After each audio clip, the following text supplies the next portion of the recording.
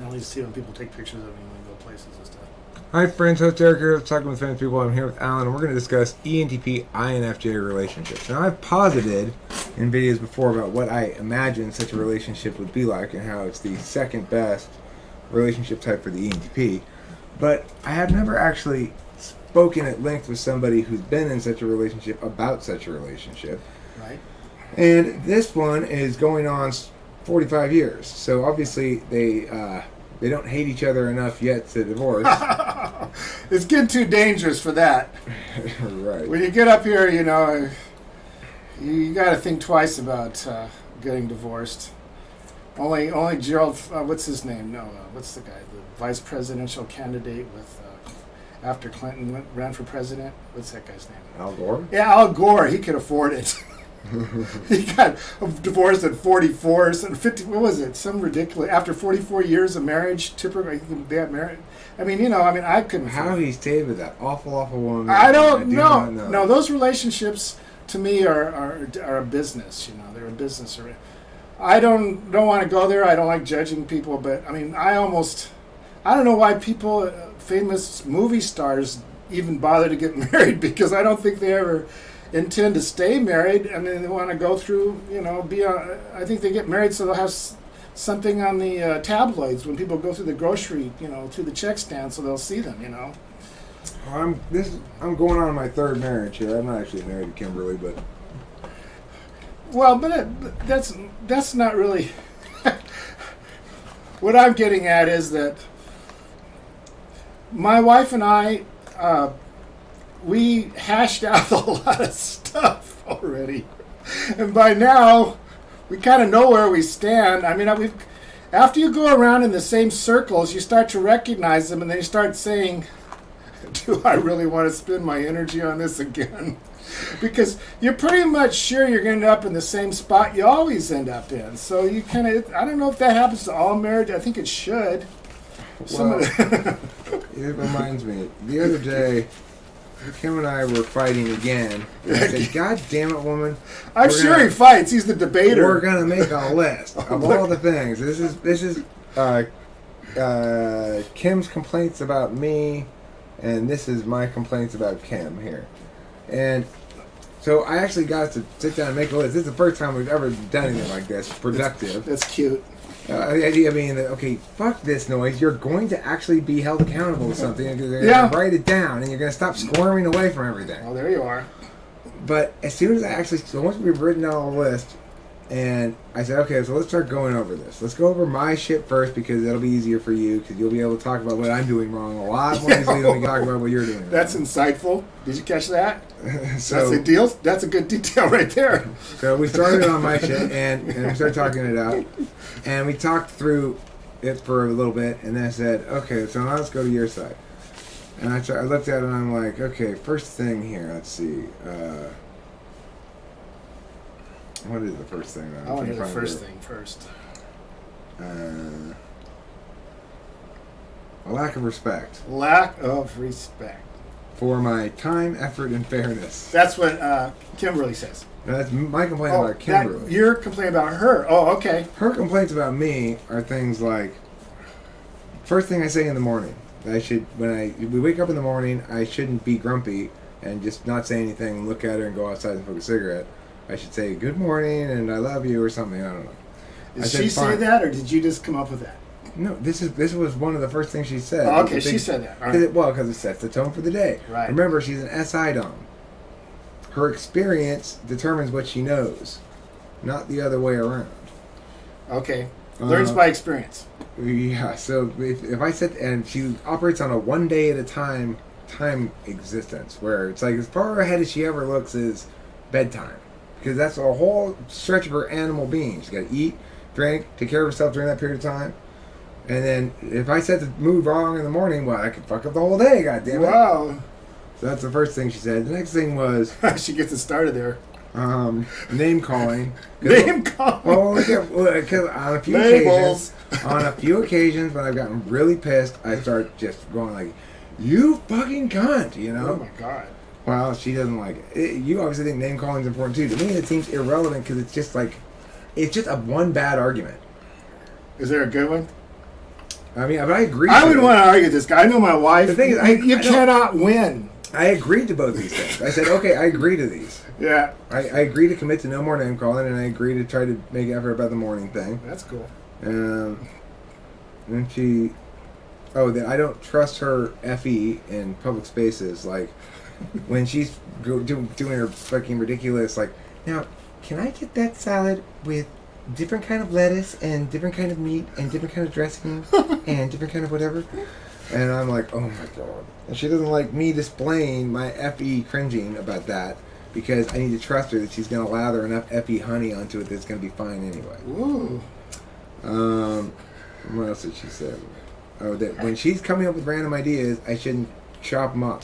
But she's always saying shit like, you know what we should put here? We should put a gate here.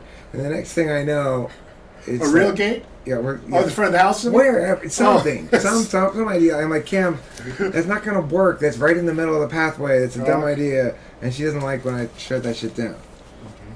But it's just her polar TE. Polar? Wow. Okay, where is the polar? What slot is that in? Is that a shadow function for her? I can't remember.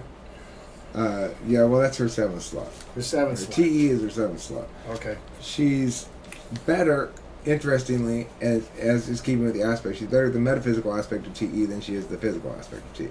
Which means she's better at keeping track of heuristics and stuff that work for how to do things than she is at figuring anything out in real time.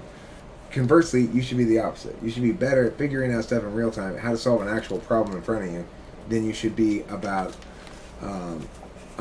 keeping track of general rules about it.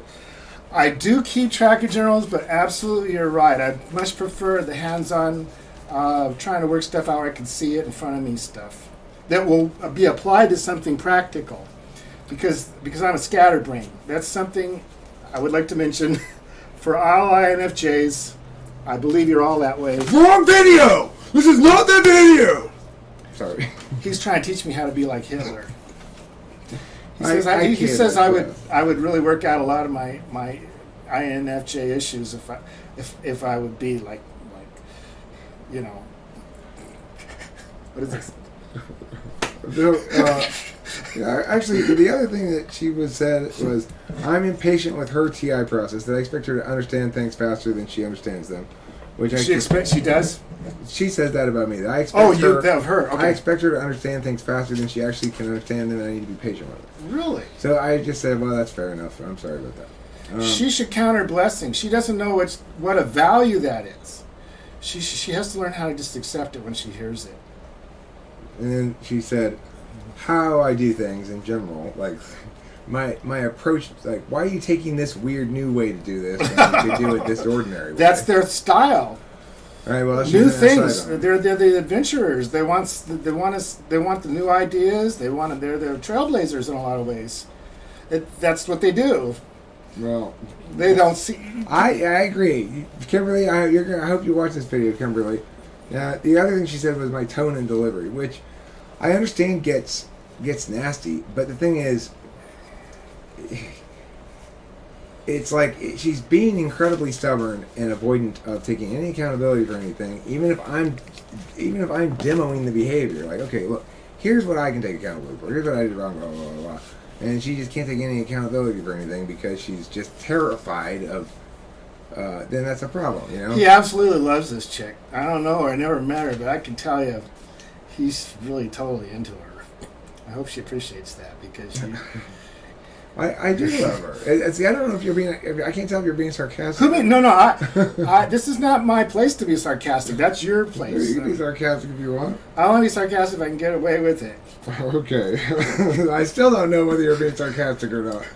I could go there, but I won't. This is why I love INFJs. That's why I like INFJs. Now I know. I can watch this. I want to replay this and figure it out. Okay, so... But you have to... Don't be afraid to look up the words this guy uses. He's out there, man, with the vocabulary. What I said about her is stuff... not listening to me. In general teasing. I don't like teasing. I don't... even good-natured teasing, I don't like it. Oh, I didn't know that. Yeah, I find it... It's... What it is it's SE on the metaphysical plane. That's what teasing is. It's SE on the metaphysical plane. It's physical action on the metaphysical plane, which is not a strength of the ENTP at all. What's the strength of the ENTP is metaphysical action on the physical plane. Yeah. So that's what I lack, by the way. Teasing takes us out of the ideas and puts us down into, oh, we're talking about the person and we're messing with your feelings a little bit and stuff. It's like, no, I don't like that. My experience with my wife, ENTP, is they don't mind doing that as long as it doesn't get too dangerous.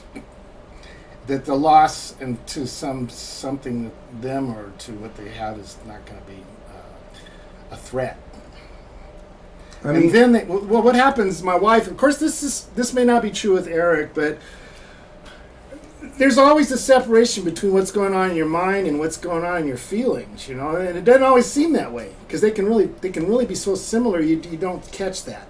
But when they start to go like that, then that's sometimes when you need some help.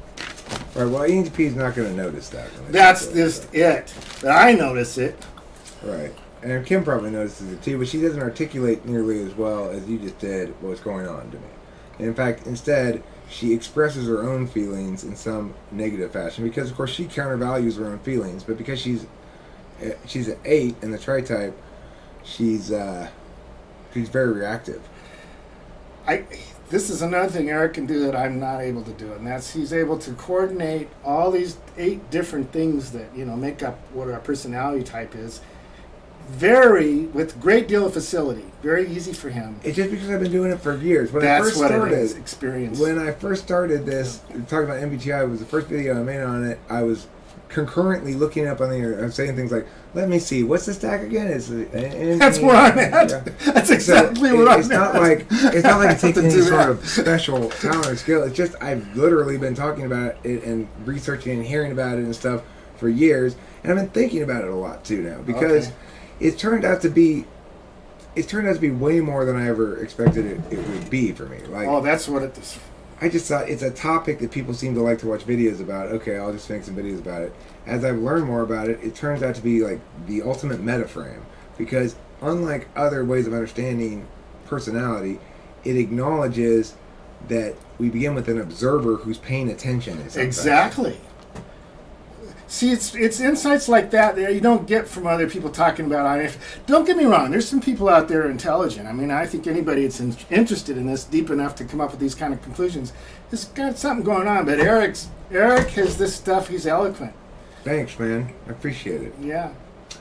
Okay, so we're a little off topic here, but vaguely on topic anyway. So, as the INFJ and an ENTP relationship, what do you think, let's start with the negative, what do you think is the biggest struggle being with an ENTP from an INFJ's perspective, and what do you think from the ENTP's perspective, the same question would be answered? Okay, ENTP, my oldest daughter is an INTP. I have an EN... Your wife's an ENTP. Oh, right? She's an ENTP, excuse me. I have to go through this, which I only know like 4 or 5 people, including here. Unless they tell me, I don't know, mostly. Having talked to him at lunch about his wife's son, I'm pretty convinced she is an ENTP. Oh, she is. No, they're debaters. Okay, that's one of the designations you'll come across when you read them. They are nature's lawyer. I mean, any kind of argument, they can automatically take the opposite side. They do it like breathing. I mean, it's not like they have to. They think about it, but they don't have to think about it very much. I'm telling you, it's like breathing. They can take the devil's advocate position on anything you present to them. I suspect that might just be ENTP 8s. I don't know, but it's not all ENTPs. There's some people I'm convinced are ENTPs that are not very negationary. Well, just talking to Eric, he's pretty quick to look at both sides of things all the time. So just like what he did just now, I'm not going to say that's an example, but I'm quite sure that most ENTPs are just what they're called, and that's debaters. Now, that might not be their favorite gig as an ENTP. Is that the thing that you find most difficult about being with her? I did, but now I accept it as a nature's statement to me. if you keep going against it, you're going to keep getting hurt. You don't go against somebody's nature without hurting yourself or them, or both of you. So that's well one of said. the... Yeah. I need to remember that when dealing with Kim a lot of times, and I don't. Well, that's the trick. And part of the problem is our nature our nature doesn't always serve us well. And it's the people who catch on. That might be the ultimate value, perhaps, of this whole thing about personality types, and that is... Our nature doesn't always serve us well. Or others. Which is why white bread is better than wheat bread. Is that a fact? I think so. I know dark coffee's better than light coffee. No, I prefer coffee with cream in it. No, not cream. Forget cream. That's an additive. I'm talking about blonde, like Starbucks blonde, as opposed to hazel or whatever that stuff is. That I was doing that blonde thing, thinking it was like better for me because it didn't have enough as much caffeine or something. The process that they use to get rid of that stuff, it makes it worse. Makes your stomach chews you up inside. So I went back to the darkest stuff I can get because I didn't like having my stomach chewed up. I do prefer dark chocolate over milk or white chocolate. Dark chocolate's good for you. It helps to keep your sugar levels down. In fact, I put dark chocolate Hershey's powder, which is not sweetened, in with my coffee sometimes. You can use that or cinnamon and stuff to keep your sugar down. But I digress. I think the main thing, my wife and I already did most of our serious battles, and I have to say they're pretty generic. It was mostly over children and money mostly. I would say, a lot of these things just go with the territory. But as far as the personality thing is concerned, man, when an ENTP believes something, no matter how courteous they are to you, they probably will not change their view. If it's a strong thing, but if it has to do with money or children or something like that, they probably worked it out for themselves. They're willing to take whatever comes with the risk of their viewpoint. And I'm not. I mean, the thing is, I'd like to think I'm open to have my viewpoint change, and if I'm very stubborn in it, it's because I'm right. And they always think they're right. That's not true. Okay, listen. Well, I'm not married to you. Listen. This might have more to do with being married to. It might have more to do with arguing with a woman than it does with an ENTP. I mean, I know that's pretty misogynistic. No, it's true, though. It's true. I mean, I don't know. It's like Delilah, she's an ENTP. As far as I can hey, tell. Hey, Jesus was an INFJ. How do you like that? Oh, yeah. I heard one person surmise that. I almost fell out. I said, this is far enough. Jesus is an INFJ. I almost fell. I said, okay, I think that's what he was here for. Taylor says Jesus is an ENTP. There you go. See? The thing is, and I believe that. Because, but I believe INFJ too. I never argued with I think either of them would work. Either one would INFJ though, it worked. You know why it would work for INFJ? Why? Because of the reluctance. It's like there's a certain amount of reluctance in Jesus to fill the role one senses. Now, if it were an ENTP, he'd be like, "Fuck yeah, I'm the son of God." Terrible. Oh my goodness. Yeah, I am the son of God. And yes, come on over here. I got miracles up my ass. Watch me pull them out. Here you go. That's the only reason why I think it's probably not ENTP. But well, that's the extroverted thing too. Gotta keep in mind, the extroverts don't have too much. They're not that worried about certain things. It could be ISFP even. I don't know. No, if the way you put it, it's pretty extroverted. What, being Jesus? No, the way you explained it. If Jesus was an ENTP, he would be pretty much more brash. Right. Should we say brash? Right. Didn't care. Because they take it. One thing I had trouble. I will tell you something. If you fucking crucified either. Say what? Fucking crucified. I'm not going to give Father a chance to forsake me. I'm going to weasel out of that crucifixion entirely. Now that is totally ENTP. Let me tell you something. If you're an ENTP and they're next to you or behind you, and they don't want to be there for some immediate reason that's uncomfortable for them, you turn around, look for your comrade, and they're in the restroom or outside having a cigarette or something. They're not there. They're not where they don't want to be. Mm-hmm. That's guaranteed. And they don't care who you are. They know they're not going to be there. And they're not going to give you any warning that they're not going to be there. And it's up to you to go find them if you think it's important enough. All right, where's Jesus? Where's Jesus? Jesus. Nobody can find him. Yeah, that happened, by the way, I'm sure. More than once. Well, I mean, back to the conflict thing. So you say it's no longer so much of a problem. No, it's a very simple reason. I think we've just outgrown a lot of the stuff that we used to indulge ourselves. It got so bad in the first 10 years of my heart was, arguing with my wife, my ENTP wife, who's a debater. My heart was literally paining.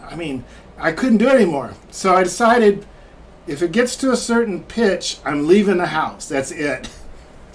And one day, in the middle of the day, this happened. We got into one of those. I open the door, I walk out. My wife's in her robe and her curlers, screaming down the street as I'm walking down the street, "You coward! You coward!" And the neighbors. Unbelievable. It's like, that sounds just stick that in your hat, Me Too movement. Perfect. Think about that, Me Tooers. Yeah, well, I don't think INFJs are one to get too SE on their woman. Not usually. Well, I'd say that's a bad experience if you do. Yeah, you don't want to get SE on. No, you got to go with the flow on that one. No, men can't be treating women the way they used to be. No. Or kids. Listen, woman. Well, that's one of the things I have on the list is I want some goddamn deference every once in a while from Kimberly, and she just gives me 0. You want deference? A little bit sometimes. Really? Yeah. On things where she should defer. I was talking to the fucking mechanic to get the FJ fixed, yesterday or 2 days ago. Yeah. And as I'm in the middle of the conversation with the mechanic, she comes up and basically sort of hips me out of the way and takes over talking to the mechanic. I'm just like, oh my fucking God. You've got to be kidding me. Yeah. And when I was talking to the mechanic, we were going to get $200 worth of work done, including parts and labor and everything. Yeah. And then when we got the car back, we ended up getting almost $500 worth of work done because we also had the brake pads replaced, we also had the oil changed, and there was one other thing he addressed. But anyway, it was a reasonable price for what was done, and I agree those things needed to be done at some point, but that's why I'm talking to the mechanic and not her. That's why I'm not mentioning those things on purpose, Kim. Oh, by the way, I think that's I've learned from my wife that in any kind of social situation or legal situation, let her do the talking. People don't listen to me. They listen to ENTPs. They trust them intuitively, innately. Because we're committed to truth in general. But people pick up on this. In any social situation I've seen my wife in, she's amiable, she's totally believable, lovable, and trusted. And they can sell stuff without really selling it. Because people see they have a kindness about them. With everybody, but me, no. I'm their punching bag. I'm their, what do you call it? Okay, well, see, she needs to understand something in this relationship, too, which is, what she needs to understand is that being TI right is a way of using TI rightness all the time is a way of being TI unfair. Because you're not allowing the other modalities to have their time to expect deference of you. TI, not everything always needs to take a backseat to TI. Because as an ENTP tool function, we have at our disposal the ability to be right much of the time, and we have to decide how much we want to be unfair about that. Yeah, you got to make a conscious decision to be fairer than you literally have to be. I think that's part of what I'm talking about. The social graciousness of an ENTP is they just do that. Yes. Well, probably not with you. It sounds like No, and only I probably don't with Kim no, as no. much as I should. know for a fact, and I've known this all my married life, that my wife treats me differently than she treats everybody else. Unless somebody does something blatantly unfair to her right then and there, she'll probably won't get involved in it. My best example I can give you is someone got in front of her when she was going to get a refill at the drink for the soda at Panda Express one time, and she got in front of my wife when it was my wife's turn, and my wife's face just, and it scared the lady. The look that my wife gave her actually scared her. Now, I get that look all the time. I'm immune to it. But a stranger getting that would get scared. But it almost never happens. Because that's a circumstance where the other party doesn't have any arguments to make. That's right. You have to be completely in the right. Right, If exactly. you're completely in the right, then you know ahead of time you're going to win every argument about Right. it. So you can go be as ridiculous as you want about the execution of it. Yeah, that's why I think they're nature's lawyer. Or or could also be a union rep, a shop steward or something like that. They can definitely see both sides of the argument and argue with you till they exhaust you with it. Another good job is debate coach. Is what, debate coach? Anything like that. They're not conflict averse on that level because they just view it as intellectual sparring anyway, and they like it. We're not usually very attached to our positions. Alan, hate to say this, but the clock is wrong. It's 2 p.m. I got to get ready for work because I got to be there at 3. I'm going to tell you, it's an experience of my lifetime. Great pleasure chatting with you, my friend. Yeah, it's really good. Great pleasure. Yeah. All right. Thanks for watching Talking Fan People. Don't forget to eat plenty of... Zucchini? Nope, not zucchini. Cheese.